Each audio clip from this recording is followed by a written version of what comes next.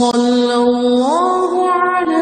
محمد صلی اللہ علیہ وسلم۔ اعوذ باللہ السمیع العلیم من الشیطان الرجیم، بسم اللہ الرحمن الرحیم، والصلاۃ والسلام علی رسولہ الکریم۔ باب کتاب الاذان ہم پڑھ رہے ہیں، اور آج جو باب ہے اذان و مسنا مسنا، کہ اذان کے کلمات دو دو مرتبہ کہنے کا بیان۔ حدثنا سلیمان بن حرب قال، فرماتے ہیں حدثنا حماد بن زید عن سماک بن عطیہ عن ایوب عن ابی قلابۃ عن انس رضی اللہ تعالیٰ عنہ۔ یہ حدیث حضرت انس سے آتی ہے۔ قال، فرماتے ہیں امر بلال، حضرت بلال کو حکم دیا گیا، این یشفع الاذان، کہ اذان کے کلمات دو دو مرتبہ کہیں، وان یؤتر الاقامہ الا الاقامہ، کہ اذان کے کلمات دو دو دفعہ اور اقامت کے کلمات ایک ایک دفعہ کہیں، الا الاقامہ، سوائے قد قامت الصلاۃ کے، کہ قد قامت الصلاۃ کا لفظ جو ہے یہ دو دفعہ کہا جائے اور باقی کلمات ایک ایک دفعہ کہے جائیں گے۔ یہ جو ہم پڑھ رہے ہیں اس چیز کو مجھ سے پچھلے دفعہ بھی دیکھا تھا کہ اس میں تھوڑا اختلاف ہے علماء کے اندر۔ تو امام ابو حنیفہ اور سفیان ثوری رحمۃ اللہ علیہ کا مسلک یہ ہے کہ اذان کے کلمات بھی دو دو مرتبہ ہوں گے اور اقامت کے کلمات بھی دو دو مرتبہ ہوں گے، البتہ اقامت جو ہے وہ جلدی جلدی کہی جائے گی، ایک سانس میں کہی جائے گی، اور اذان کے کلمات الگ الگ سانس میں علیحدہ علیحدہ کر کے لمبے کر کے بیان کیے جائیں گے۔ یہ فرق ہم دیکھتے ہیں کہ سعودی عرب میں جب ہم حرم میں نماز پڑھتے ہیں تو وہاں پہ اقامت میں ایک ایک دفعہ کہا جاتا ہے تمام کلمات اذان کے جو، اور قد قامت الصلاۃ جو ہے وہ دو دفعہ کہا جاتا ہے۔ لیکن پاکستان میں اگر کبھی کسی نماز پڑھنے کا اتفاق ہو تو اس میں یہ کلمات، تمام کلمات ہی دو دو دفعہ کہے جاتے ہیں اذان کی طرح۔ تو یہاں پہ فقہ حنفی ہے، اور حرم شریف کے اندر جو ہے وہ فقہ حنبلی چلتا ہے اور مالکی زیادہ چلتا ہے۔ تو امام مالک رحمۃ اللہ علیہ فرماتے ہیں کہ اقامت کے کلمات ہیں امام مالک، امام شافعی اور امام احمد بن حنبل،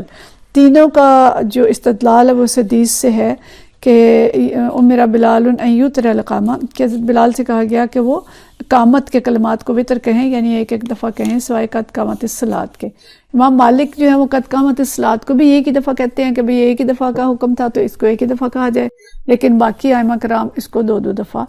کہتے ہیں۔ جو امام ابو حنیفہ کے پاس بھی دلائل ہیں، مختلف حدیث ہیں جن سے وہ کہتے ہیں کہ نہیں، ان کلمات کو بھی دو دو دفعہ کہا جائے گا۔ تو دونوں میں کہنے میں کوئی حرج نہیں ہے، دونوں طرح ٹھیک ہے، دو دفعہ کہیں تب بھی اور ایک دفعہ کہیں تب بھی۔ اس پہ علماء کہتے ہیں کہ یہ کوئی بڑا فرق نہیں ہے، اور یہ ایسی چیز نہیں ہے کہ جس سے بڑا فرق آتا ہو دین کے اندر، تو دونوں طرح سے کرنا جو ہے وہ ٹھیک ہے۔ اگلی حدیث ہے 581، اور اس کے اندر بھی وہ پہلی جو حدیث ہے وہی اسی کے الفاظ دہرائے گئے ہیں، لیکن کچھ تھوڑا سا اس کے اندر فرق آتا ہے۔ یہ حدیث بھی حضرت انس بن مالک رضی اللہ تعالیٰ عنہ سے ہے۔ قال، فرماتے ہیں لما کثر الناس، کہ جب لوگوں کی تعداد زیادہ ہو گئی، یعنی مدینہ شریف میں آ گئے اور مسلمانوں کی تعداد بڑھ گئی، ذکروا ان یعلموا وقت الصلاۃ، تو کہا گیا کہ کوئی ایسا طریقہ ہو کہ جس سے نماز کا وقت پتہ چل جائے۔ یعلموا وقت الصلاۃ بشیء، کوئی ایسی چیز ہو جس سے ہمیں نماز کے اوقات کا پتہ چل جائے، یعرفونہ، ہم اس کو پہچان لیں کہ اب نماز کا وقت ہو گیا ہے۔ فذکروا ان یؤروا النار، تو کہا گیا کہ آگ جلائیں، جیسے ہم نے پیچھے پڑھا تھا کہ مجوسیوں کی طرح آگ جلائی جائیں، اور یضربوا ناقوسا، یا گھنٹی بجائی جائے، ناقوس بجائے جائے عیسائیوں کی طرح۔ فامر بلال، لیکن حضرت بلال کو حکم دیا گیا ان یشفع الاذان، کہ وہ اذان کے کلمات دو دو دفعہ کہیں، وان یؤتر الاقامہ، اور اقامت کے الفاظ ایک ایک دفعہ کہے جائیں۔ تو یہ وہی بات ہے جو پیچھے ہم پڑھ چکے ہیں۔ اسی کے بعد ہی حضرت عبداللہ بن زید بن ثابت رضی اللہ تعالیٰ عنہ نے خواب دیکھا، اور ان کے علاوہ متعدد صحابہ نے خواب دیکھا، اور محدثین کہتے ہیں کہ تقریباً 20 صحابہ رضوان اللہ اجمعین نے اسی قسم کا خواب دیکھا، اور خواب کے اندر اذان کے کلمات جو ہیں وہ دہرائے گئے تھے اسی طرح، اور اقامت کے کلمات کے بارے میں بھی بتایا گیا تھا۔ تو میرا بلال وَإِن يَشْفَعَ الْأَذَانَ وَإِن يُؤْتِرَ الْإِقَامَةَ، تو حضرت بلال سے کہا گیا کہ وہ اذان کے کلمات دو دو دفعہ کہیں، اور جو اقامت کے کلمات ہیں وہ ایک ایک دفعہ کہیں۔ تو حضرت جو ابو داؤد کے اندر جو ہے حدیث یہ ہے کہ نبی کریم صلی اللہ علیہ وسلم کے پاس وحی آئی تھی، اور وحی میں اذان اور اقامت کے بارے میں طریقہ جو ہے وہ بتایا گیا تھا، اس لیے کوئی شخص یہ نہیں کہہ سکتا کہ اذان کا طریقہ صرف صحابہ کرام رضوان اللہ مجمعین کے مشورے سے ہوا اور نبی کریم صلی اللہ علیہ وسلم کو کوئی وحی نہیں آئی تھی، بلکہ وحی بھی آئی تھی اور صحابہ کرام کا مشورہ بھی تھا، اور حضرت عمر رضی اللہ تعالیٰ عنہ کا خواب بھی تھا جو ہم پیچھے پڑ چکے ہیں۔ اسی طرح سب نے دیکھا، اور علماء نے جو دو دفعہ اذان کے کلمات اور ایک دفعہ اقامت کا ہے بیان، اس کے بارے میں کہا۔ اگلا باب جو ہے الاقامۃ واحد الا قولہ قد قامت الصلاۃ، یہ باب اس بارے میں ہے کہ قد قامت الصلاۃ کے سوا باقی کلمات اقامت ایک مرتبہ ہیں۔ حدیث ہے 582، حضرت انس رضی اللہ تعالیٰ عنہ سے ہے، حدثنا علی بن عبداللہ حدثنا اسماعیل بن ابراہیم حدثنا خالد عن ابی قلابہ عن انس رضی اللہ تعالیٰ عنہ قال، فرماتے ہیں امر بلال رضی اللہ تعالیٰ عنہ کو حکم دیا گیا ان یشفع الاذان کہ اذان کو دو دفعہ کہیں، ویوتر الاقامہ اور اقامت کو ایک دفعہ کہیں۔ قال اسماعیل کہتے ہیں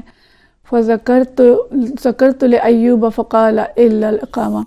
اور حضرت اسماعیل بن ابراہیم کہتے ہیں کہ میں نے حضرت ابو ایوب سے اس روایت کا ذکر کیا تو انہوں نے کہا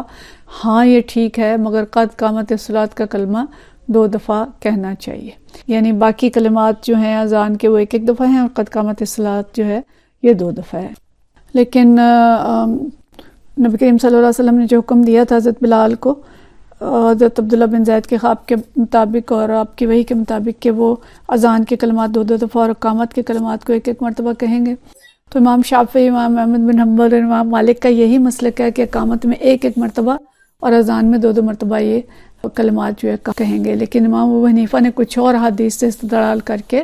اور وہ کہتے ہیں کہ اقامت میں بھی یہ اسی طرح سے 2 دفعہ کہے جائیں گے۔ تو نبی کریم صلی اللہ علیہ وسلم کے کئی مؤذن تھے اور ان سے یہ دلیل لیتے ہیں۔ حضرت ابو محذورہ جو مکہ معظمہ میں نبی کریم صلی اللہ علیہ وسلم کی طرف سے مؤذن مقرر ہوئے تھے، حضرت بلال رضی اللہ تعالیٰ عنہ، حضرت ابن ام مکتوم، حضرت قباء کے جو مؤذن تھے وہ الگ تھے، اور اکثر مؤذنین میں جو کلمات اقامت ہیں وہ 2 دفعہ بھی ہیں، یعنی حضرت امام ابو حنیفہ اپنے پاس سے نہیں کہتے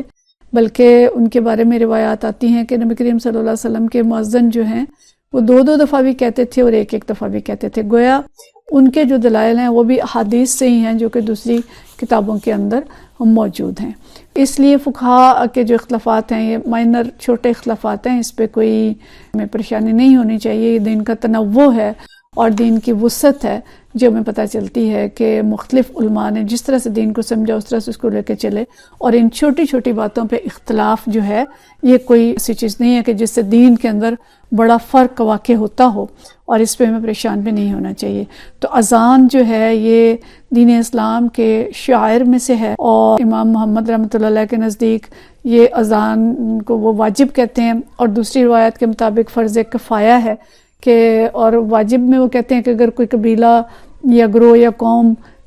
فیصلہ کر لیں کہ اذان نہیں دینی تو اسلامی حکومت کو ایسے لوگوں کے خلاف جنگ کرنی چاہیے، یعنی اگر مسلمان ہی ہیں اور وہ کہتے ہیں کہ ہم اذان نہیں دیں گے، یہ کافروں کی بات نہیں ہو رہی کہ جیسے کفار کے ممالک میں اذان نہیں ہوتی۔ اب تو خیر بہت سے غیر مسلم ممالک میں بھی اذان کی اجازت دے دی گئی ہے، اور مائک کے اوپر بھی، اسپیکر کے اوپر بھی اذان ہوتی ہے بعض ممالک کے اندر، اور بعض ممالک میں جمعے کی اور بعض میں 5 نمازوں کی اذان کی اجازت دے دی گئی ہے جہاں پہ مسلمان زیادہ ہیں۔ لیکن بہرحال مسلمانوں کی بات ہے کہ اگر وہ اس بات پہ متفق ہو جائیں کہ جی اذان ہم نہیں دیں گے تو ان کے خلاف جنگ ہوگی۔ جمہور علماء کے نزدیک اذان جو ہے یہ سنت مؤکدہ ہے، اس لیے اس میں کسی قسم کی سستی نہیں کرنی چاہیے، اور ہم سب بھی سمجھتے ہیں ہم جب کسی دوسرے ملک میں، ایسے ملک میں جاتے ہیں جہاں پہ اذان نہیں ہوتی تو ہماری کیفیت کیا ہوتی ہے، اور ہمیں بالکل اچھا نہیں لگتا، اور اذان کے ہم اتنے عادی ہوتے ہیں اللہ کا یہ کلمہ سننے کے کہ خوشی ہوتی ہے اذان کو سن کے، اور جب کہ یورپ یا امریکہ کے کسی ملک سے پاکستان واپس آتے ہیں اور اذان کی آواز کانوں میں پڑتی ہے تو ایک ٹھنڈ کا احساس ہمیں ہوتا ہے، ٹھنڈک آتی ہے دل کے اندر کہ اللہ کے کلمے جو ہیں وہ بلند ہو رہے ہیں۔ تو جہاں نہیں ہوتی اذان وہاں مسلمانوں کو کوشش کر کے اذان کا طریقہ مقرر کرنا چاہیے، اور انہیں غیر مسلم حکومتوں سے اجازت لینی چاہیے جہاں پہ آبادی زیادہ ہے تاکہ وہ اذان کہیں اور یہ مسنون طریقہ جو ہے وہ جاری و ساری رہے. اور آگے جا کے ہم حدیث پڑھیں گے کہ کس طرح سے اذان کی آواز سن کے شیطان بھاگ جاتا ہے. تو ان بستیوں سے شیطان بھی بھاگتا ہے اور جہاں اللہ کا کلمہ بلند ہوتا ہے. اور یہ اللہ کی شان ہے کہ اس کا کلمہ انشاءاللہ تا قیامت بلند ہوتا رہے گا. جب تک مسلمان رہیں گے روئے زمین پہ تو اللہ کے یہ کلمات بلند ہوتے رہیں گے. تو یہ اذان ہمارے لیے ایک تحفہ بھی ہے اور ایک خوبصورت پکار ہے جو کہ اللہ تعالیٰ غافل مسلمانوں کو جگانے کے لیے اور اہل تقویٰ کے دل کے اندر اور تقویٰ پیدا کرنے کے لیے پکاری جاتی ہے اذان، تاکہ لوگ اگر بھولے ہوئے ہیں تو انہیں یاد آ جائے اور فوراً وہ نماز کی طرف پلٹ آئیں. تو اللہ تعالیٰ کا ایک انعام بھی ہے، ایک رحمت بھی ہے اور اللہ کا بلند ذکر بھی ہے. اور اس کے ساتھ نبی کریم صلی اللہ علیہ وسلم کا ذکر بھی ہر اذان کے وقت بلند ہوتا ہے. تو ہمیں اس اذان کی قدر کرنا ہے، اس اذان کو اس کے جواب دینے کا طریقہ سیکھنا اور اذان پہ لبیک کہنا اور فوراً نماز کے لیے لپکنا چاہیے تاکہ ہم ایک اچھا رسپانس دیں اللہ کی پکار کا. وآخر دعوانا ان الحمدللہ رب العالمین.